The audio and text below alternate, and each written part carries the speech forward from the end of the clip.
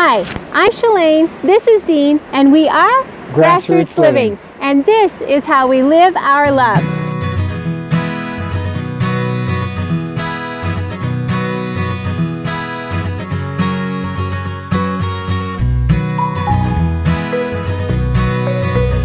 Hi, we're so glad that you joined us today. We're super excited about today's video.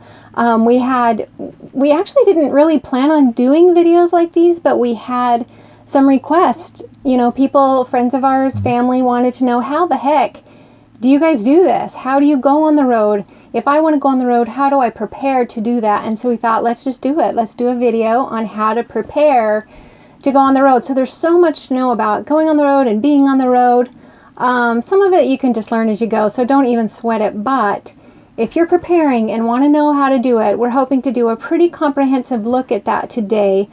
And mostly we were talking about this, how sometimes when you do something new, you don't even know what questions to ask, right? So people will say, well, why didn't you just ask before you started it? Well, you don't even know enough about the topic to know what questions to ask.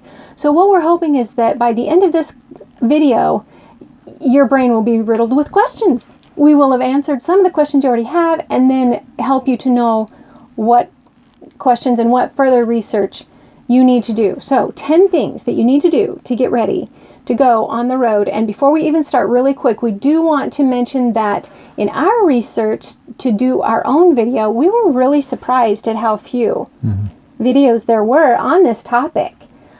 People danced around it a lot, but there wasn't anything like super concise and precise and pointed. The closest we could find, and they did such a great job, and we love their channel, is You, Me, and the RV.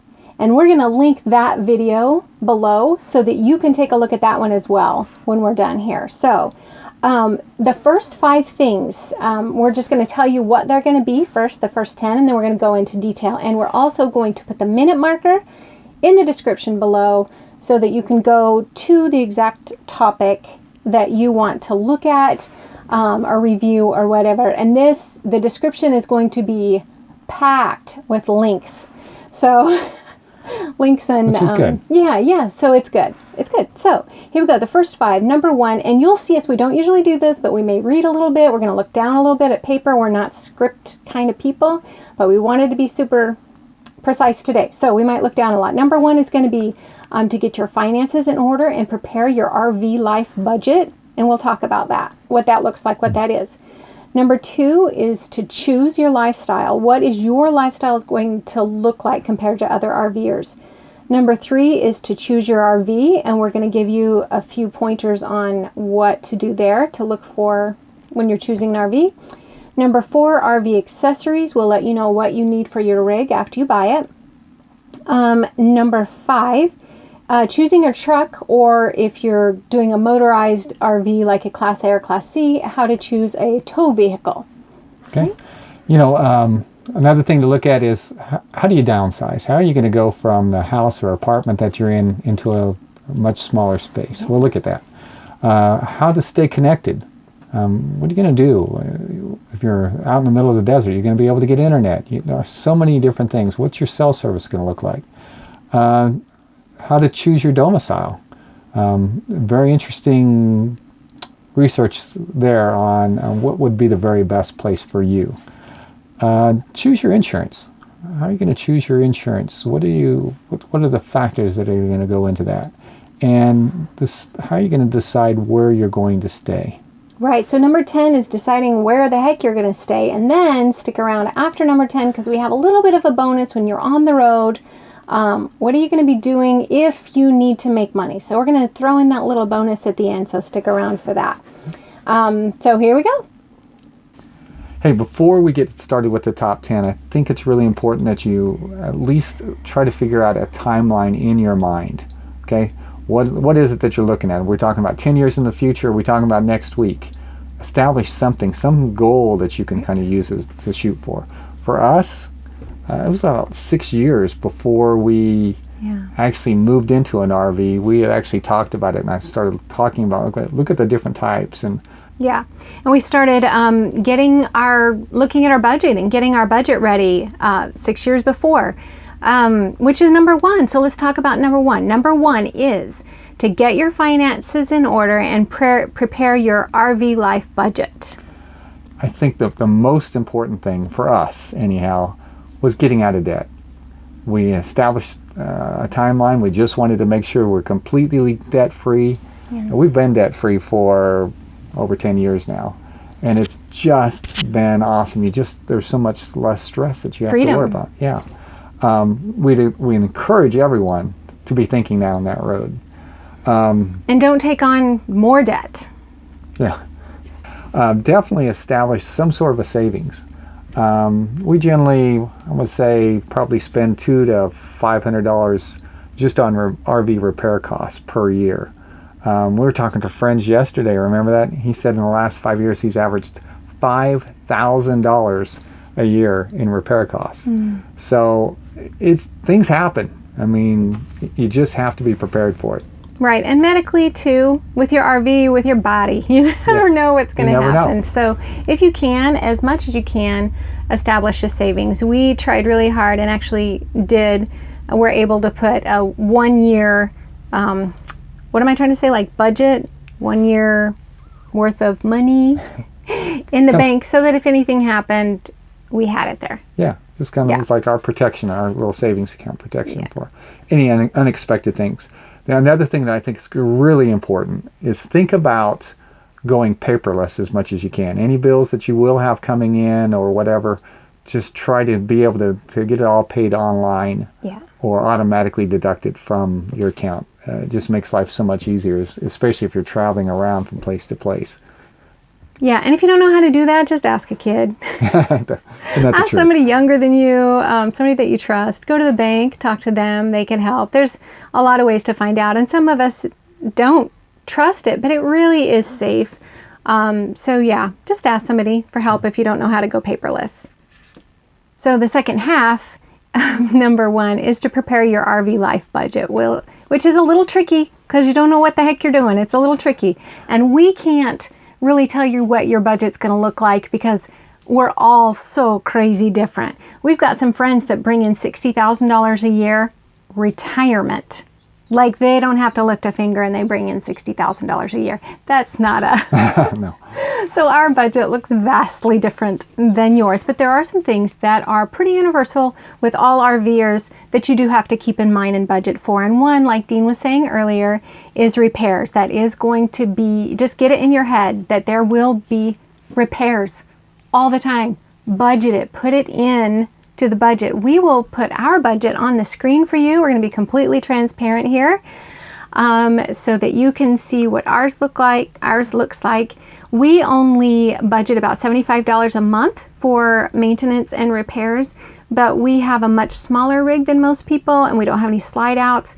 So we have fewer things that can break, but still it's in our budget. The second thing is lodging, and again, we'll talk more about what that budget might look like for you because everybody's lodging preferences are different. And when I say lodging, I mean where are you going to park it? Yeah. Right? RV park, you're going to do some boondocking, that type of thing. Right.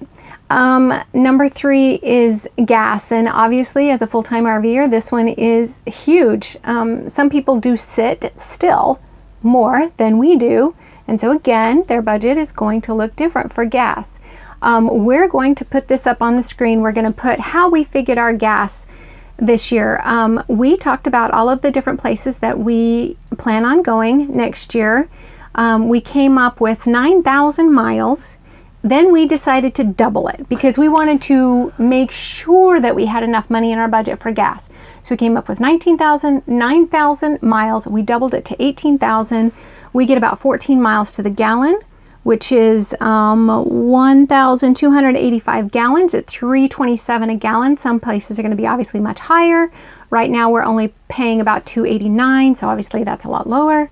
So we tried to figure an average at $3.27 for $4,200, which is an average of $350-ish a month. So that is our gas budget, and that's how we figured that.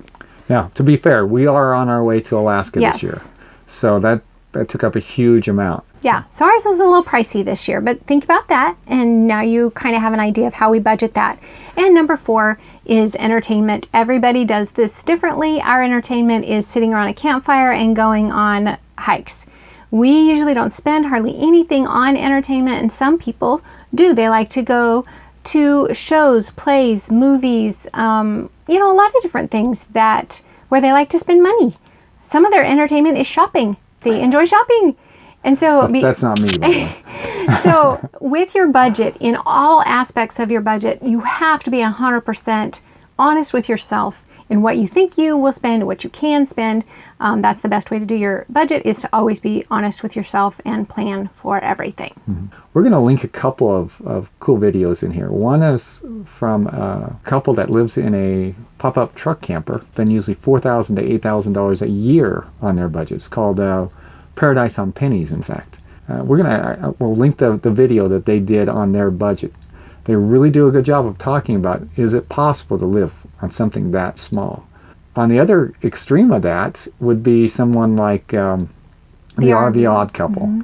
When you watch their video, yeah, when you watch the RV Odd Couple, it's just for their RV life. They have other expenses, I'm sure, with food and things like that. Yeah, they're not showing you their whole budget, just what they spend on RV life, which is so vastly different than what we spend and what Paradise on Pennies spends. But we want you to look at those videos so you can get ours and theirs, so you can kind of get an idea exactly of how different people do it and how they look at things and how much money they spend. And that might help you as you prepare your budget.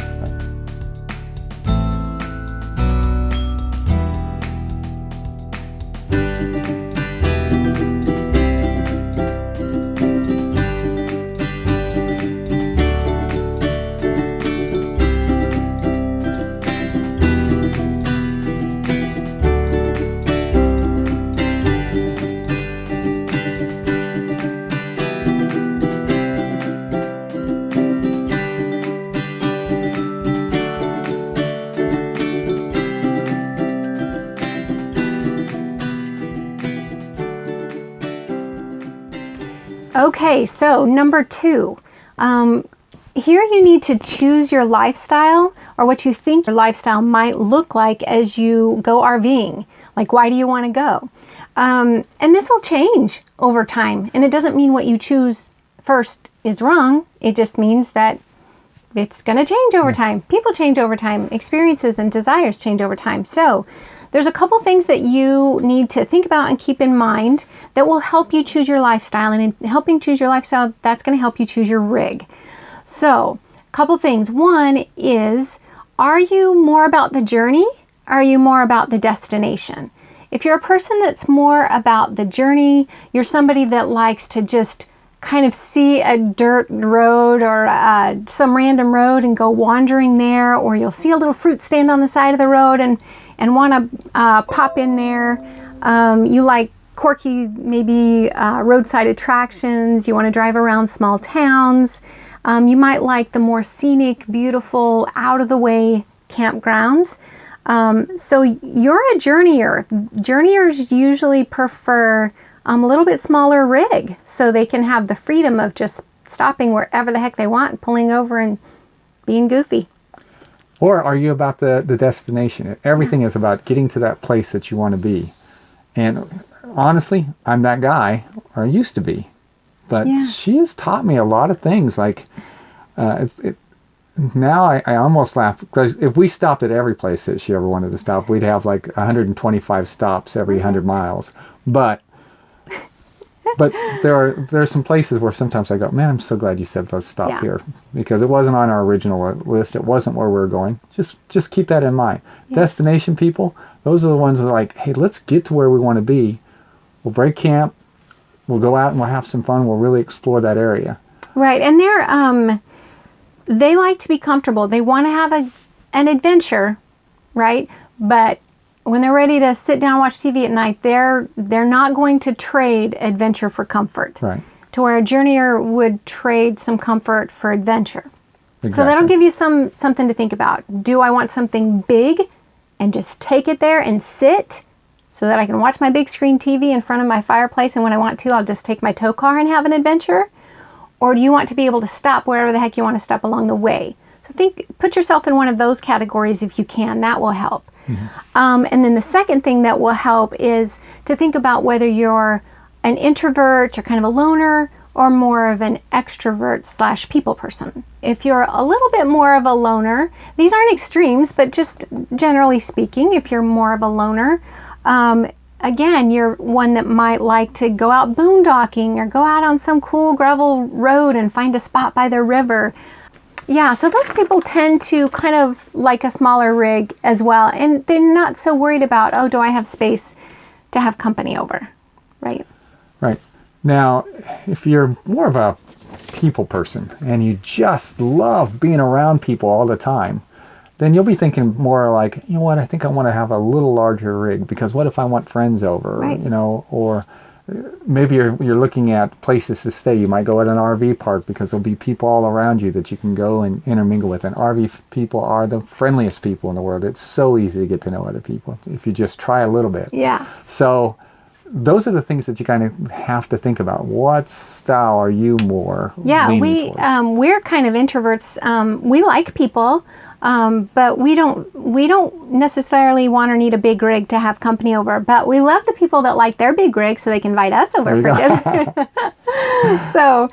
So those things will help you to know whether you're going to go smaller or bigger. There's some people really that don't have a choice on the size of their rig because they're so hecka tall. Yeah. Right, like Elena and her husband, and my cousin and her husband, they just have to get a big rig because they're so tall. Son-in-law. Okay, but keep that in mind. That will help you to choose your lifestyle. Choosing your lifestyle is going to help you choose your rig. Okay, we are on number 3, and this is actually our biggest topic. So if we spend the next 5 or 10 minutes on this and you're like, no, this video is going to be way too long, stick with us because this is going to be a big one, and then hopefully they won't be quite as cumbersome from there.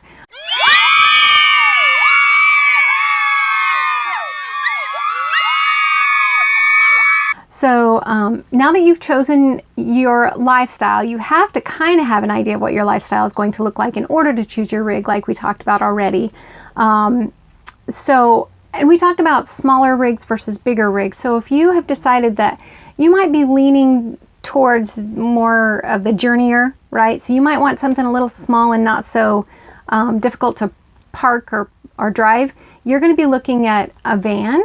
And they make these vans pretty posh. Mm-hmm. So don't thumbs down on that. Take a look at those. Maybe a truck camper. What else is really small? A small Class C.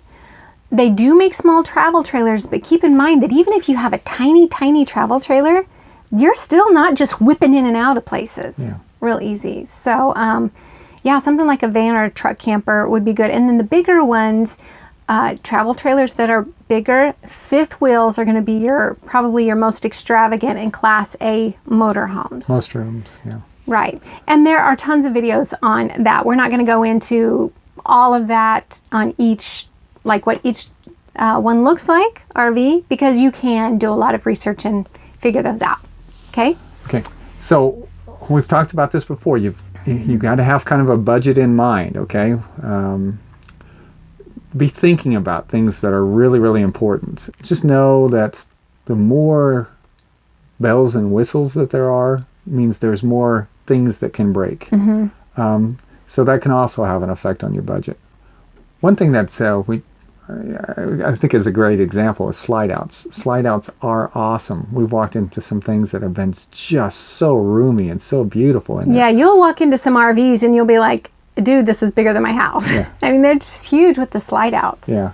But also keep in mind those slide outs have mechanisms that almost always seem to give people problems. The guy I was telling you about earlier that's averaging $5,000 a year in repair costs, a lot of it has to do with the slide outs. So you've got to keep those things in mind. How important are all these gadgets to you, because it could affect your budget in the end. Right, and also the bigger that you buy, obviously the more insurance you're going to pay, the more taxes and dock fees you're going to pay, license and registration. Well, one of the things that I really like about a truck camper, the truck camper that we have, is that it's 42 of the 50 states don't even require registration on truck campers. It's just cargo. That's all it is. So it's just one less thing to have to worry about. They have to worry about getting registered every year or 2 years or whatever. these are things that are important to us, may not be important to you. But you have to factor them into your budget. Right. And if you're one of those people that think you like the idea of a truck camper because you do want to be as like nimble as you possibly can, but you're like, there's no way in the world I could live in a truck camper, we encourage you to go walk into them, because even the truck campers now have slide outs. And you would not believe what these things look like. It's crazy. Go check them out. The next one on this one on choosing an RV is think about image and restrictions. And yes, I say image because image is important to everyone in some way. In one way or another, image is going to be important. And let me tell you what I mean by that. You need to be comfortable and confident in whatever it is you choose to drive up in. And some people literally do not care. They literally don't care what they look like. And some people want everybody around them to know that they are the richest ones on the block and they have the biggest and best of everything. Most of us are somewhere in between that.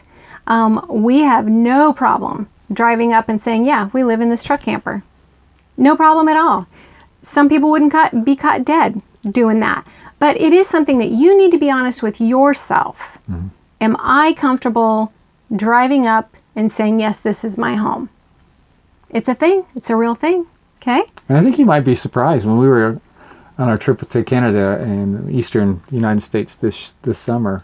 We were in that tiny little pop-up truck camper, but people would come by and go, that is so That's cool. so cool. How do you do that? I want to do that. Yeah, that was kind of funny. So sometimes we have things in our mind that, wow, I wonder what people think about us. But on the other hand, they're thinking, this is so cool. Yeah. And it doesn't matter, like, what people think. I mean, it's a real thing. People think stuff, whatever. But it's interesting, just last month, we met 2 van lifers, millionaires. They had chosen a van.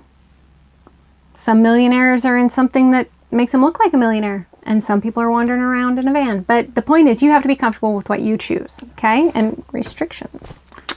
If you have larger fifth wheels that sit so high up in the air, and you have to concern yourself so many times with, am I going to be able to fit under this bridge? The size of this state highway is so thin. Am I going to have enough room to drive? All these different things you have to kind of consider. In fact, I know some people that travel on large ones, and they have to get a trucker app just to make sure that they're going down roads that will fit their rig. Which is fine. If that's what you want, you do you. Exactly. We don't want anybody to think that we're like boo-hooing anybody's choices of lifestyle. I think it's fantastic. We're just trying to put it out there so that you can choose. There are restrictions. If you get, the bigger you go, as far as your rig, the bigger you go, the fewer places you can go with your rig. You can always unhook and putt around in your tow car. Well, and the other thing tied to this is the fact, I said we always buy used, but there are a lot of RV parks that will say, hey, anything older than 10 years old, I'm sorry, we don't allow you to park in here. A lot of them don't follow their own rule on that, but keep in mind it is a thing. Yeah.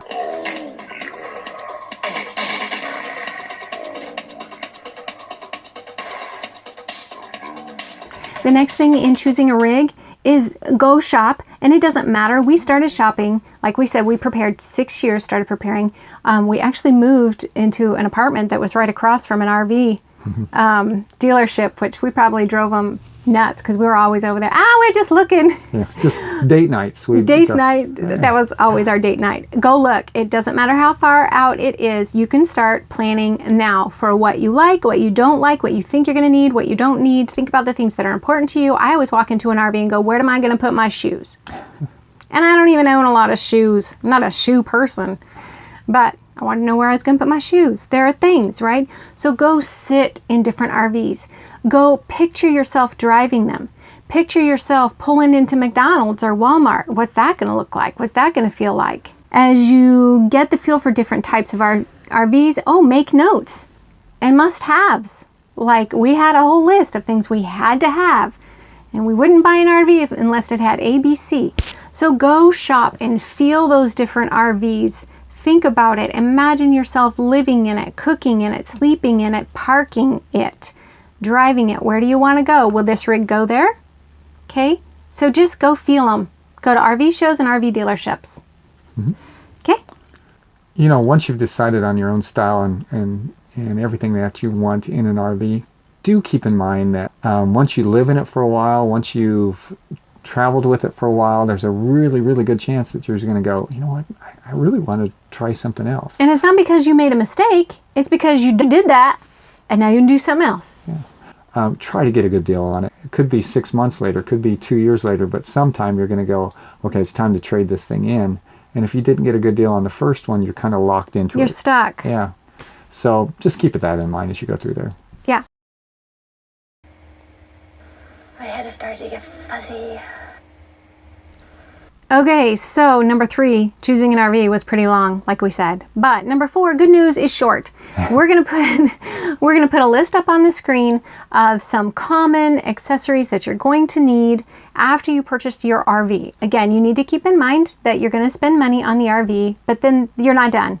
There's a whole list of accessories, a whole list of things you need to buy for your RV at that point, and the list is on the screen. You're welcome.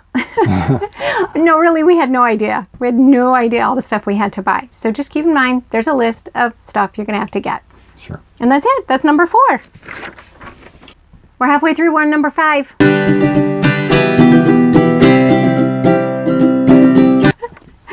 And this one is to choose your vehicle, on choosing a vehicle. So this isn't your RV. This is either your vehicle that you're towing behind, if you've chosen something motorized like a Class A or Class C, or if you've chosen a truck camper or a travel trailer, choosing your truck. Fifth wheel. So choosing your vehicle. If you're towing a travel trailer or a fifth wheel and you're carrying a truck camper, you must have the proper towing, yes, I'm reading, or carrying capacity. And you must do this research on your own because you cannot trust a car salesman, car salesmen, or anybody at the RV dealership, because you might get lucky and to run into somebody that will totally help you out. But we all know that that's rare. I'm preaching to the choir, I'm sure. They need to sell. So don't trust them. Do your own research and make sure that the truck that you choose has the correct towing or carrying capacity. We will put a link below, 1 or 2. I think we've got 2 links that we'll be putting below to help you understand cargo and carrying capacity. Right.